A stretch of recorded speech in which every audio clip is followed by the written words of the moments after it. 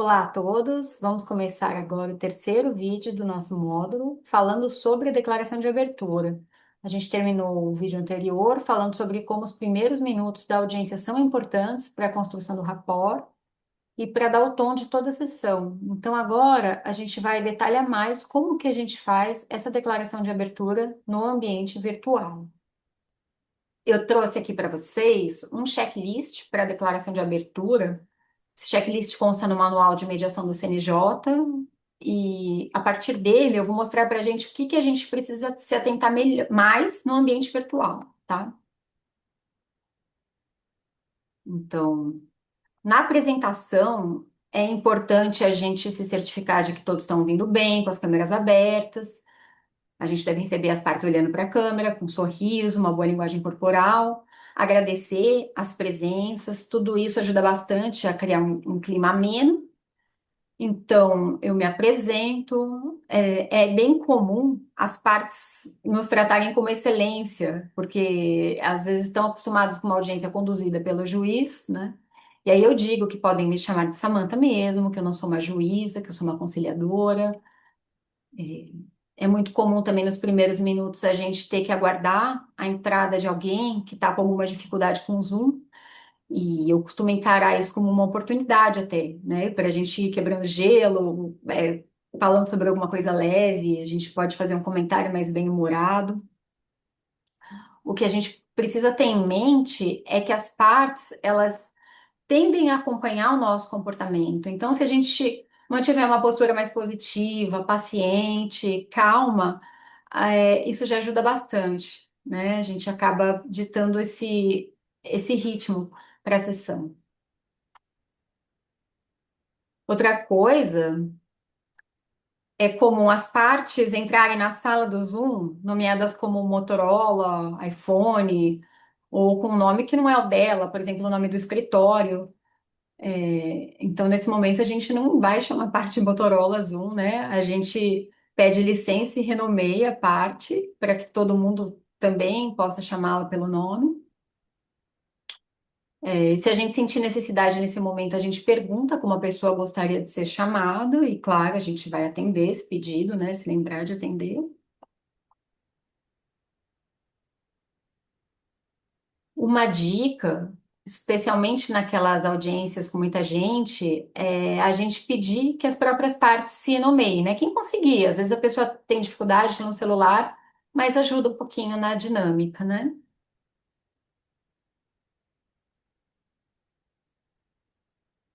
Em seguida, a gente apresenta para as partes uma visão global de como que a sessão vai ocorrer, né?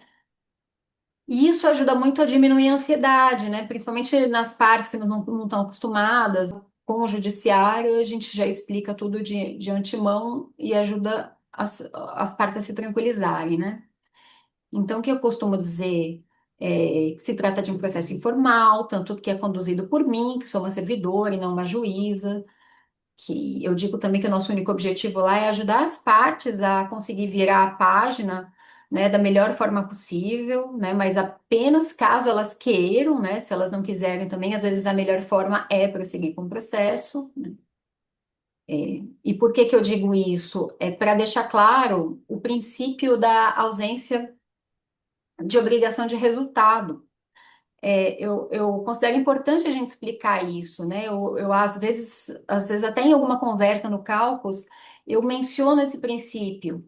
Eu digo que nós, conciliadores, a gente não sofre cobrança para entregar um número X de acordos, que a nossa única motivação mesmo é realmente ajudar as partes a chegar numa solução que elas queiram, né?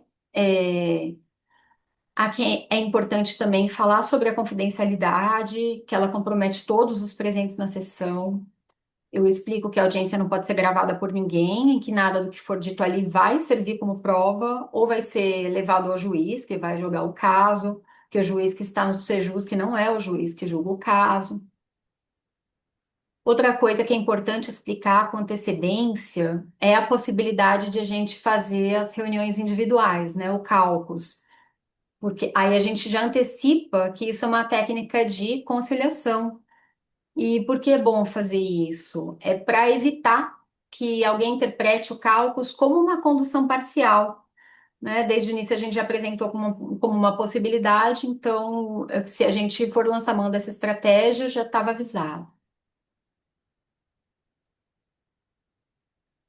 Compromisso e coerência. Bom, esse é um princípio baseado na psicologia, né? As pessoas, elas têm certa dificuldade de descumprir algo que foi previamente acordado. Elas se incomodam, elas sentem um desconforto em serem vistas como alguém que não cumpre os seus combinados.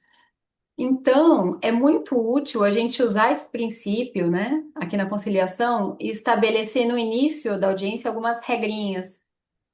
E aí, se for preciso, a gente cobra o cumprimento dessas regras ao longo do processo, né? E a primeira regra interessante de a gente estabelecer, e é muito necessária, acreditem, é a regrinha básica de não interromper as falas. Tá? É um problema muito comum no Zoom, né? Isso decorre até daquela diminuição da inibição online, e às vezes fica difícil de a gente gerenciar. Então é legal a gente usar essa estratégia até para evitar usar aquela ferramenta do Zoom de mutar os participantes, né? Ela soa muito invasiva e nem combina com os princípios da mediação, tá? O ideal é não usar aquela ferramenta de mutar. Então, se a gente já combina no início de não interrompermos, depois a gente pode só dizer, doutor João, eu sei que é relevante, que o senhor quer pontuar, mas eu só peço que o senhor anote, assim que a doutora Maria terminar, a gente retoma, tá? Então, e costuma dar bastante certo. Uma estratégia também que a gente pode aplicar com base nessa mesma lógica do compromisso é perguntar se as partes têm interesse e disposição em chegar em um acordo, né? Pedir que elas respondam isso verbalmente. Parece óbvio, mas dá uma diferença sim, né? Porque depois disso elas ficam com uma tendência menor de adotar aquela postura intransigente, né? Elas precisam pelo menos cumprir o que elas combinaram, de que elas vão tentar, tá? Bom, validação de sentimentos.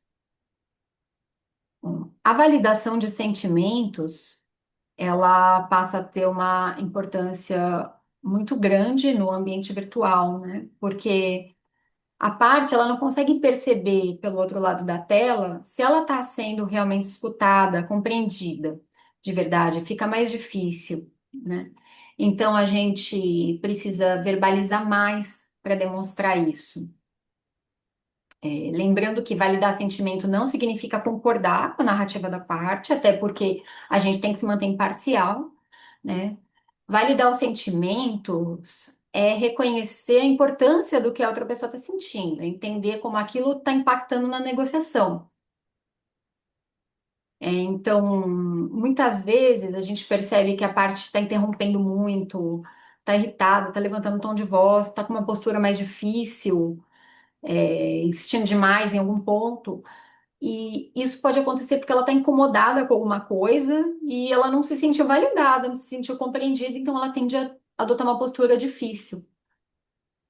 Então, antes de redirecionar a conversa, às vezes é importante a gente reconhecer aquele sentimento, né? Nem que a gente precise fazer isso num caos, tá?